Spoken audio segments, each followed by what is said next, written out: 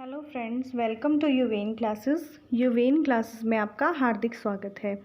जैसा कि हमारी क्वेश्चन सीरीज़ चल रही थी, हमने क्वेश्चंस किए राजस्थान का इतिहास, फिर लाइब्रेरी साइंस के कुछ क्वेश्चंस देखे इम्पॉर्टेंट थे जो, और आज साइकोलॉजी जो मनोविज्ञान है उसके कुछ क्वेश्चंस हम सॉल्व करेंगे।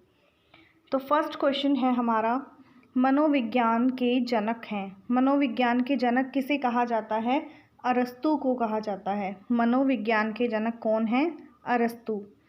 सेकंड क्वेश्चन है, परिवार बच्चे को शिक्षा प्रदान करता है। किस रूप से प्रदान करेगा परिवार? अनौपचारिक रूप से, ठीक है, इनफॉर्मल रूप में एक परिवार जो है वो अपने बच्चे को शिक्षा प्रदान करता है। थर्ड क्वेश्चन है, किसके अनुसार शिक्षा मनोविज्ञान शिक्षा का विज्ञान है? ठीक है, किसके अनुसार जो शिक्षा मनोविज्ञान है वो शिक्षा का विज्ञान है? पील के अनुसार। क्लियर। नेक्स्ट, अनुधैर्य उपागम में जिन बालकों का पर्यवेक्षण किया जाता है वे क्या होते हैं? ठीक है, अनुधैर्य उपागम में जिन बालकों का पर्यवेक्षण किया जाता है वे बालक होते हैं, निश्चित बालक होते हैं। फिफ्थ क्वेश्चन इज, व्यवहारवाद का पिता कौन है? व्यवहारवाद का पिता कहा जाता है जे वॉटसन को। व्यवहारवाद का पिता कहा जाता है जे वॉटसन को। नेक्स्ट क्वेश्चन है, मनोवैज्ञानिकों के कौन से समूह ने महसूस करने योग्य तथा मापने योग्य व्यवहार पर अपना ध्यान केंद्रित किया? मनोवैज्ञानिकों के कौन से समूह ने महसूस करने योग्य और मापने योग्य व्यवहार पर अपना ध्यान केंद्रित किया? तो ये होंगे व्यवहारवादी मनोवैज्ञानिक। क्लियर। नेक्स्ट है, शिक्षा मनोविज्ञान व्यक्ति के जन्म से लेकर वृद्धावस्था तक सीखने संबंधी अनुभवों का वर्णन और व्याख्या करता है। यह परिभाषा किसने दी है? कि जो एजुकेशनल साइकोलॉजी है, शिक्षा मनोविज्ञान है, वो व्यक्ति के जन्म से लेकर वृद्धावस्था तक सीखने संबंधी अनुभवों का वर्णन और व्याख्या करता है। ये परिभाषा दी थी क्रो एंड क्रो ने।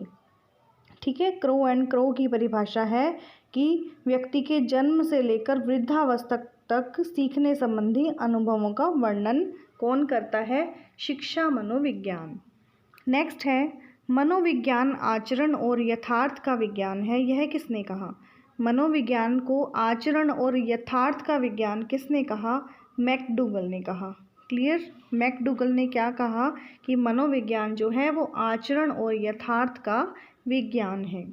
नेक्स्ट क्वेश्चन, मनोविज्ञान की शाखा के रूप में शिक्षा मनोविज्ञान की उत्पत्ति कब हुई? ठीक है, मनोविज्ञान की शाखा के रूप में शिक्षा मनोविज्ञान की उत्पत्ति कब हुई? सन 1900 के अंदर। ठीक है। नेक्स्ट है, शक्ति मनोविज्ञान का जनक किसे कहा जाता है? शक्ति मनोविज्ञान का जनक कहा जाता है वॉल्फ को। प्रथम शैक्षिक मनोवैज्ञानिक माना जाता है, किसे माना जाता है? थॉर्नडाइक को। प्रथम शैक्षिक मनोवैज्ञानिक किसे माना जाता है? थॉर्नडाइक को।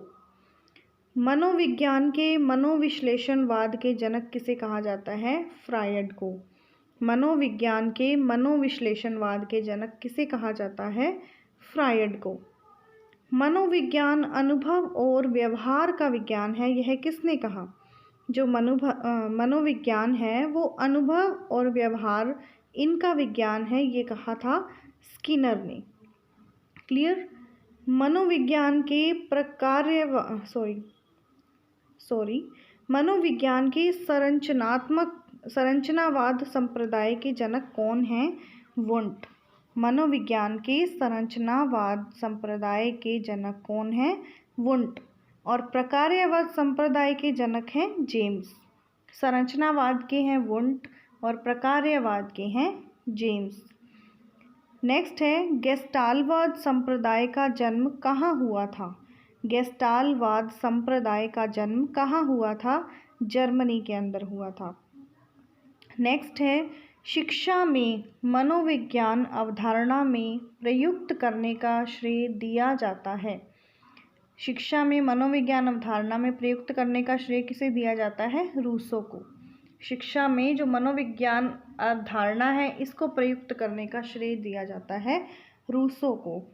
नेक्स्ट क्वेश्चन है, प्रथम मनोविज्ञान प्रयोगशाला 1879 में जर्मनी लिप्जिंग नगर में स्थापित की गई, यह किसके द्वारा की गई थी?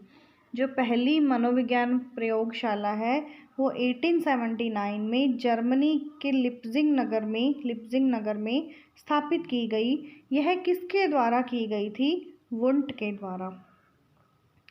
नेक्स्ट क्वेश्चन है,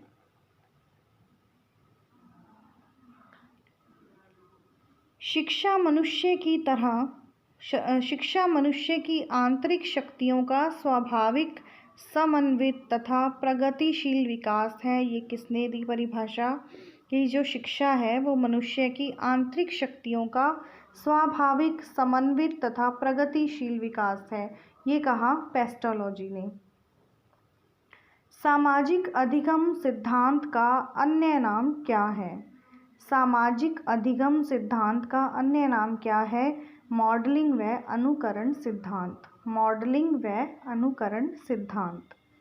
नेक्स्ट क्वेश्चन है, गेस्टाल्ट शब्द किस भाषा का है? तो ये होगा जर्मन भाषा का। गेस्टाल्ट शब्द किस भाषा का है? जर्मन भाषा का। गेस्टाल्टवाद के जनक कौन है? वर्दीमर हैं। गेस्टाल्टवाद के जनक कौन हैं? वर्दीमर हैं। एक बार फिर से देख लेते हैं क्वेश्चंस को। मनोविज्ञान के जनक हैं अरस्तु। परिवार बच्चे को शिक्षा किस रूप में प्रदान करता है? अनौपचारिक रूप में। किसके अनुसार शिक्षा मनोविज्ञान शिक्षा का विज्ञान है? पील ने कहा। अनुदैर्ध्य उपागम में जिन बालकों का पर्यवेक्षण किया जाता है वे कैसे होते हैं? निश्चित होते हैं। व्यवहारवाद का पिता किसे कहा जाता है? जे वॉटसन को। व्यवहारवाद का पिता किसे कहा जाता है? जे वॉटसन को। मनोवैज्ञानिकों के कौन से समूह ने महसूस करने योग्य तथा मापने योग्य व्यवहार पर अपना ध्यान केंद्रित किया? व्यवहारवादी वैज्ञानिकों ने। नेक्स्ट, शिक्षा मनोविज्ञान व्यक्ति के जन्म से लेकर वृद्धावस्था तक सीखने संबंधी अनुभवों का वर्णन और व्याख्या करता है, यह किसने कहा? क्रो एंड क्रो ने। मनोविज्ञान आचरण और यथार्थ का विज्ञान है, किसने कहा? मैकडूगल ने। मनोविज्ञान की शाखा के रूप में शिक्षा मनोविज्ञान की उत्पत्ति कब हुई? सन 1900 में।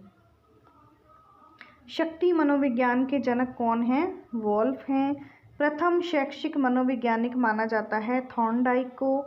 मनोविज्ञान के मनोविश्लेषणवाद के जनक कौन हैं? फ्रायड हैं। मनोविज्ञान अनुभव और व्यवहार का विज्ञान है, ये किसने कहा? स्किनर ने। मनोविज्ञान के संरचनावाद संप्रदाय के जनक कौन हैं? वुंट।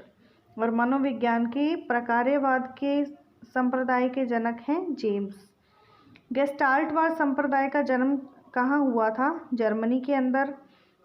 ठीक है, इसीलिए गेस्टाल्ट कौन सी भाषा का शब्द हुआ? जर्मन का। शिक्षा में मनोविज्ञान अवधारणा में प्रयुक्त करने का श्रेय किसे दिया जाता है? रूसो को। प्रथम मनोविज्ञान प्रयोगशाला जो कि 1879 में जर्मनी के लिप्जिंग नगर में स्थापित की गई थी, यह किसके द्वारा की गई थी? वुंट के द्वारा। शिक्षा मनुष्य की आंतरिक शक्तियों का स्वाभाविक समन्वित तथा प्रगतिशील विकास है, ये किसने कहा?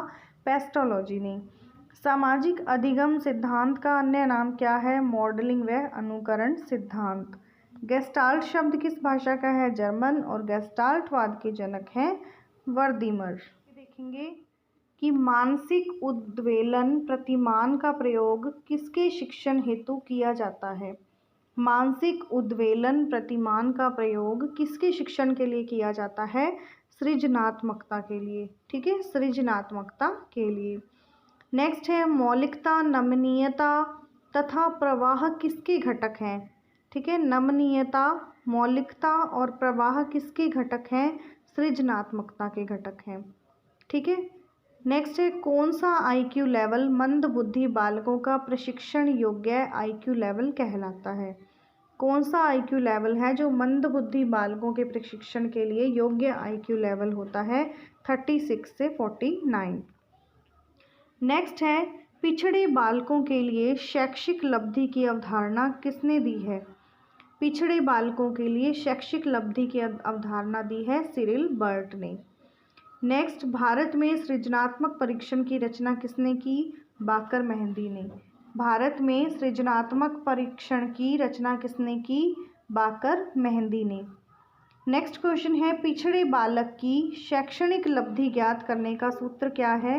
पिछड़े बालक की जो शैक्षणिक लब्धि है उसको ज्ञात करने का सूत्र है EQ is equal to EA by CA into 100।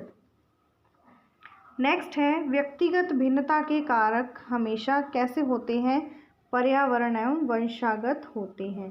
ठीक है, व्यक्तिगत भिन्नता के कारक हमेशा कैसे होंगे? पर्यावरण और वंशागत होंगे। नेक्स्ट है, हस्तशिल्प की शिक्षा दी जानी चाहिए किसको? मंदबुद्धि बालक को हस्तशिल्प की शिक्षा दी जानी चाहिए। हकलाने का मनोवैज्ञानिक कारण क्या होता है? संवेगों का तीव्र प्रवाह। ठीक है, संवेगों का जो तेज प्रवाह होता है उसे ही हकलाने का मनोवैज्ञानिक कारण माना जाता है। संज्ञानात्मक आंदोलन के जनक कौन है? बांडुरा। संज्ञानात्मक आंदोलन के जनक हैं बांडुरा। बांडुरा ने अपने प्रयोग में किस वस्तु का उपयोग किया? जोकर और बोबो डोल का। ठीक है, जोकर और डोल का उपयोग किसने किया? बांडुरा ने अपने प्रयोग के अंदर। नेक्स्ट है, रेसिप्रोकल डिटर्मिनेशन की अवधारणा किसने दी? ये भी दी बांडुरा ने। और बांडुरा ने अनुकरण के कितने चरण बताए हैं? 4 बताए हैं। कौन कौन से हैं? Attention, retention, reproduction and reinforcement. ठीक है, बांडुरा ने अनुकरण के 4 चरण बताए हैं, attention, retention, reproduction, reinforcement. Next है, हल द्वारा प्रतिपादित सिद्धांत कौन सा है? हल द्वारा प्रतिपादित सिद्धांत है पुनर्बलन का सिद्धांत। हल द्वारा प्रतिपादित सूत्र है B is equal to F और D इंटू H ब्रैकेट के अंदर। नेक्स्ट है, पुनर्बलन का सर्वप्रथम प्रयोग किसने किया? स्किनर ने किया। अधिगम के दौरान शुरुआत में पुनर्बलन दिया जाता है, अधिक दिया जाता है। जब अधिगम होता है, अधिगम देते हैं, उसके दौरान शुरुआत में पुनर्बलन कैसा होगा? अधिक होगा। अफेजिया विकार किससे संबंधित है? अफेजिया विकार ऐसा है जिससे कि एक बालक जो है वो अपनी जो फीलिंग्स है वो व्यक्त नहीं कर पाता। भूलने से संबंधित विकार कौन सा है? भूलने से संबंधित विकार है अल्जाइमर प्लस एमनीजिया। नेक्स्ट है, बुलिमिया विकार से संबंधित बालक की विशेषता क्या होती है? कि वो ठूस ठूस कर खाना खाने लगता है। बुलिमिया विकार से क्या संबंध होता है? कि वो बालक जो है वो ठूस ठूस कर खाने लगता है, यही इसका कारण है। क्लियर? तो ये कुछ साइकोलॉजी के क्वेश्चंस थे। आई होप ये बहुत हमें हेल्प करने वाले हैं हमारे आने वाले एग्ज़ाम में, और सभी के लिए all the best. Admit cards आ चुके हैं और तैयारी हमारी जारी है।